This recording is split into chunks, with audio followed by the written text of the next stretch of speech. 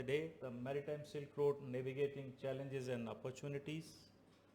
And I will be covering this subject, something about the corridor politics of the Indian Ocean, Belt and Road Initiative. We will just have an overview. Mind it, I am sitting in the informed audience, so I will be rushing through the slides, and my predecessors, the other speakers have covered a lot of things, so I will just skip through those things also. Something about the Maritime Silk Road, Navigating Challenges and Opportunity, finally 1-2 slide work. This concept of corridors, economic corridors, is not new. It started something 4,000 years back. In 50s, 60s, started developing in modern day, and now this has matured, and every state, every great power is now developing some sort of corridor. Something about the Indian Ocean region, how important it is. Just look at the importance, the global maritime traffic. This slide indicates that this, and once we say our area, this is our area, Indian Ocean, North Arabian Sea, Bay of Bengal, Malacca Strait, South China Sea, East China Sea, and this traffic. Heavily traffic, the global maritime traffic is increasing day by day. In Indian Ocean, we have 7 choke points. Once we talk of the choke points, Mozambique Channel, Bab el-Mandab, Suez, Strait of Hormuz, these are the choke points. Somewhere here. These are the 3 critical choke points as far as the maritime trade or the oil politics is concerned. Bab el-Mandab, Strait of Hormuz, and Malacca Strait. Now we move on to the next slide. Look at these 3 choke points and the impact on the Indian Ocean politics. And mind it, this choke point, this 18 million barrels, which is the Malacca Strait, it feeds the most advanced economies of the today. The Chinese, the South Koreans, the Japanese, North Korea, the ASEAN, they are all dependent on this choke point. About 100,000 ships pass through Indian Ocean every year. So this is a live photograph of the number of ships present on the night of 27 September 11:30. This red and green traffic, they are all ships in North Arabian Sea only.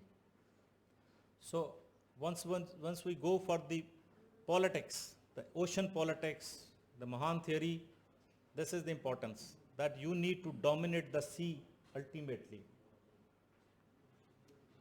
This is Malacca Strait dilemma, and General Samray also mentioned to you that China thought that it can be strangulated somewhere in Malacca Strait. I personally believe no great power can be strangulated. Dilemmas are for the poor nations like us. Are we with them or not? These are the dilemmas. Great power does not have dilemma. And secondly, once we talk of anything, if it has to go to this place in China, somewhere here, it will continue to be used by this route, because there is no possibility that China will be bringing something here through the land masses. That is very expensive option, very difficult option, not possible. Sea usage will also always be there. So, but we can say that there is some Malacca dilemma. Chinese dependence on imported oil is about 80%.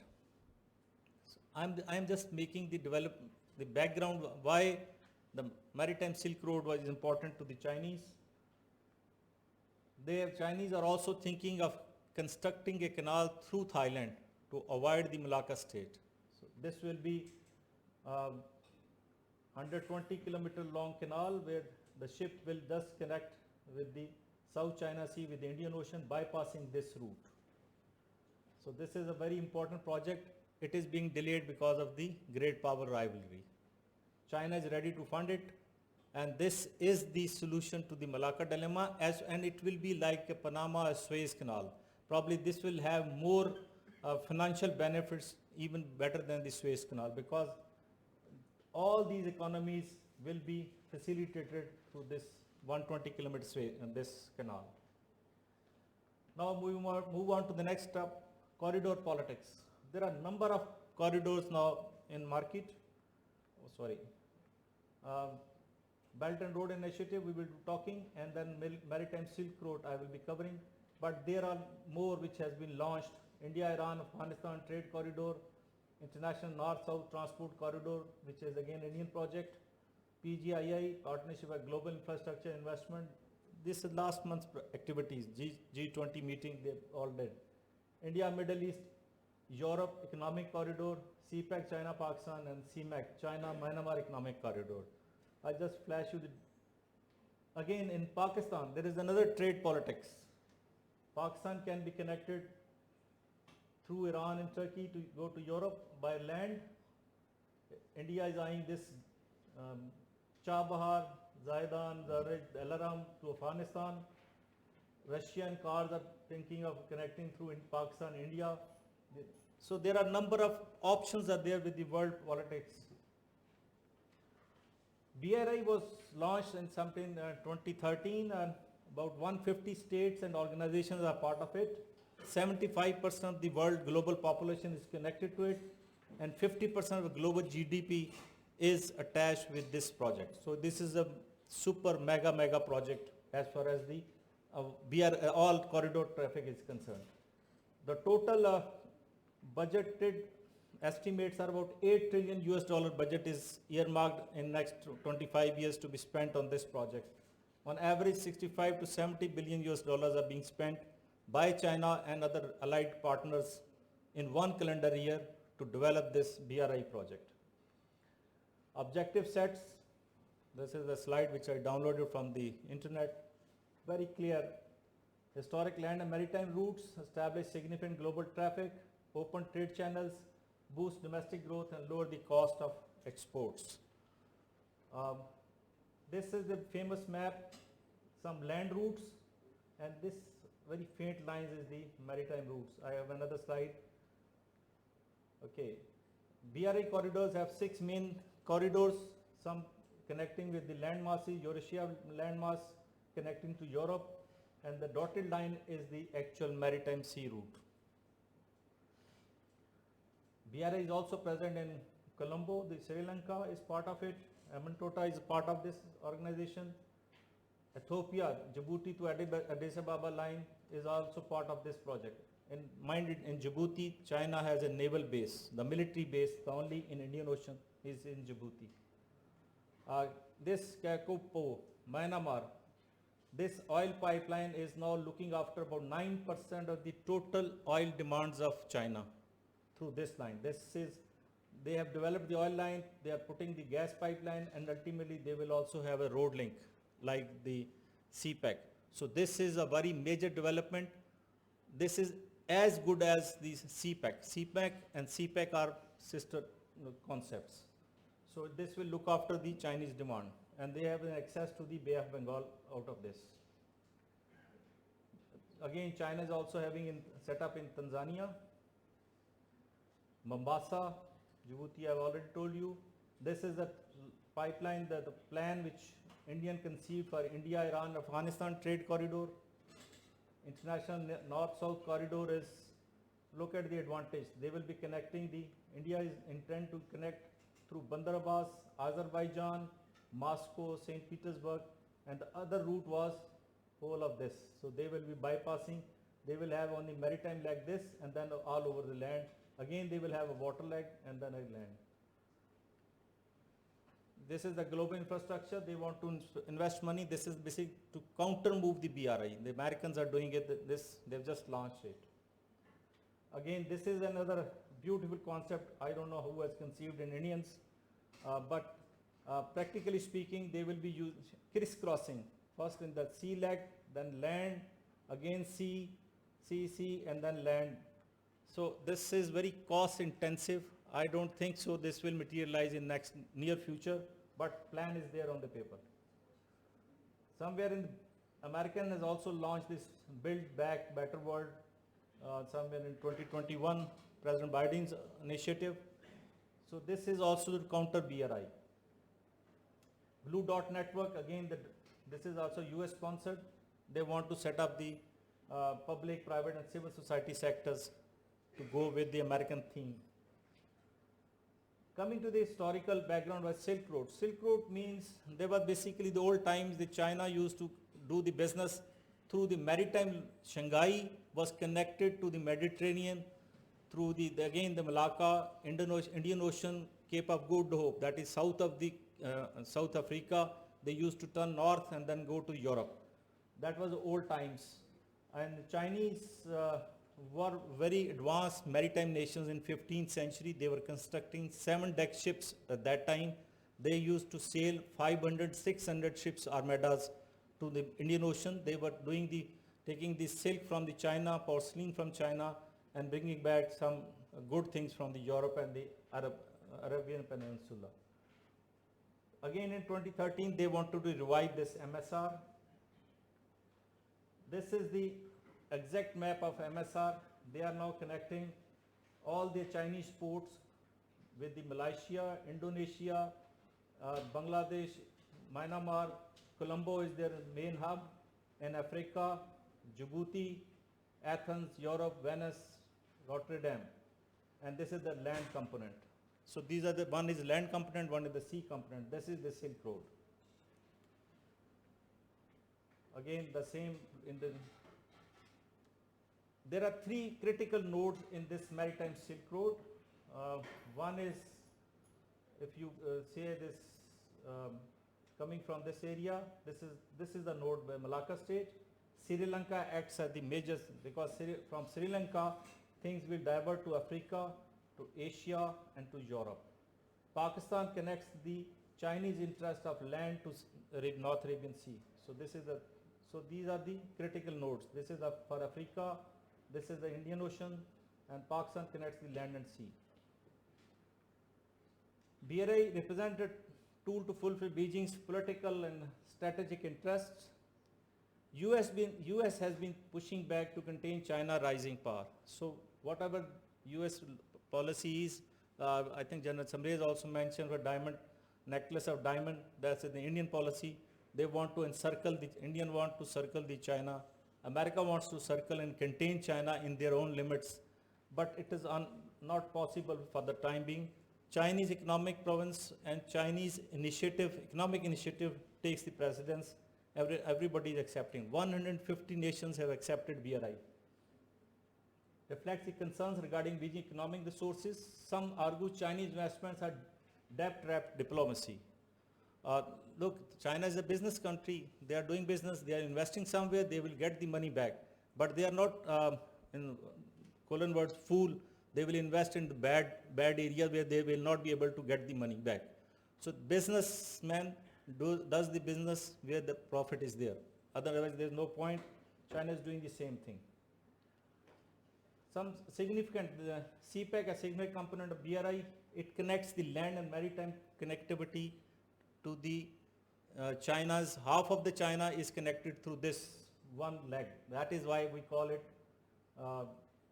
this CPEC is around 67 to 70 billion US dollars. Somebody says 75 billion US dollars have been spent by China in Pakistan. It is the combination of road network, infrastructure development, energy projects, and the main key is the Gwadar, jewel in the crown of CPEC.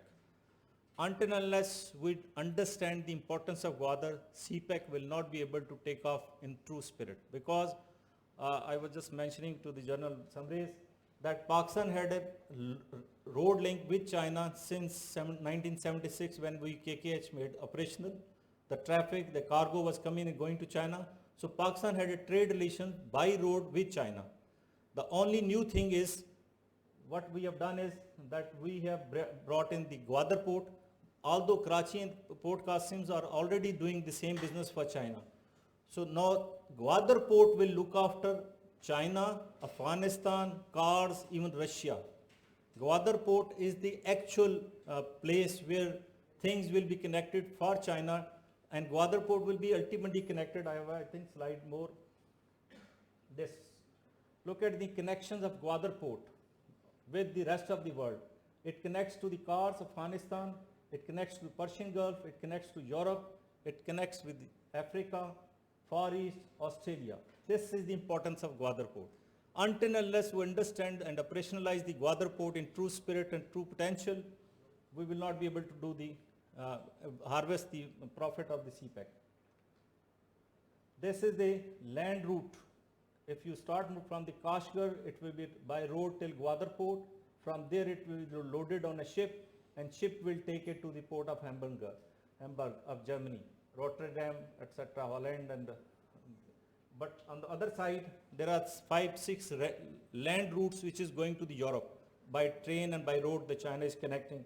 But this is purely the route which will be used by China to export or import anything from Kashgar area, which is probably the western China, to us, and then they will use the Gwadar port for that. Now some challenges, last stage. Maritime Silk Road, immense strategic economic significance for the region and beyond. Integration for trade will pave the way for collaboration, interdependence for shared development and regional prosperity. MSIR will provide new international maritime logistic network. MSR will remove barriers and provide free flow of goods and people at sea. MSR will create goodwill amongst people of various cultures, religion, background, increase prospect of regionalism. Creates business relations amongst nation states, and through economic interdependence, region will have an opportunities for greater maritime cooperation. While creating interdependence, it will promote culture of shared responsibilities also towards maritime security and domain. Once we are doing business with each other, the security will automatically be taken care of. Provide opportunities for exchange of expertise, technologies, information. We had a very good presentation in the morning about the technologies. So this MSR will also support that also. MSR will allow and promote cooperation among states for sustainable use of oceans and collective efforts for improved ocean health in the region and beyond. Ocean is future source of food for the humanity. Land mass cannot increase. We will be diverting our resources to extract food from the oceans. So ocean health is very, very critical for the future generations. So this MSI will also look after that aspect. Development of single state is not usually possible in the region. MSI provides the development of the whole region, even the whole the globe, because it connects so many countries, it provides so many accesses to the country, facilitates other. So converge economic interests of regional states to work together for socio-economic development. Primary concerns for countries like Pakistan, the potential heavy debt burden. This is the challenge of many of the BRI MSR projects are funded by Chinese loan, and if not managed, you see China puts a project in Pakistan, let's say Lahore, we have made a very wonderful that railway line, what do you call, orange line. When it was being constructed, the paper said that 350 rupees should be the minimum ticket to sustain the 0-0 sum game. We are using 40 rupees ticket now. How can you sustain? If you have selected some wrong project, it is not the problem with the Chinese. Chinese, you ask a project to be installed in Pakistan, they put a project in Pakistan. But you have not done your homework well. Now this is a great burden on Pakistan. But Chinese have given you the open option. This is the money, this is the project. You can opt it, could have opted something else also. You could have put that money into a project which should have been giving you the money back, as well as you reduce your debt burden. So this sort of thing, it is the management issue, not the Chinese intention. Last slide. South Asia is one of the least integrated and least developed region in the world in terms of socio-economic development. Earlier also said somebody. Common interest can get the regional collaboration, economic prosperity and cooperation. MSIR provides regional states of IOR the golden opportunity to cooperate, integrate on the agenda of socio-economic development and moderate the political barriers. BRI including MSI are destined to play a vital role in regional connectivity, socio-economic integration, growth of global trade and commerce and economic prosperity of the region and beyond. BRI is not complete without MSR. The Maritime Silk Road is the critical component. As just to give you one small figure, if you are spending 1 rupee on a transportation on the railway, the maritime component uses only 25 paisas. So it is the cheapest mode of transportation. So every BRI project will have some component of Maritime Silk Road. CPEC is primarily dependent upon operationalization of Gwadar Port. I showed you the importance, how it is well connected, and it is part of MSR also. Land component of BRI CPEC is insignificant without taking into the consideration maritime component, as a maritime component ensures financial dividends. Gwadar Port is operational, you will start getting, Gwadar Port can act as a transit port, it can as a transshipment port. So it will give you the money back. Rest of the projects, inland, oil, IPP, the industrial project, it takes time, but this is the cheapest way of getting money out of this. MSI at True Fruits can multiply by operationalizing Gwadar Port to design potentials. That's all from my side. Thank you very much.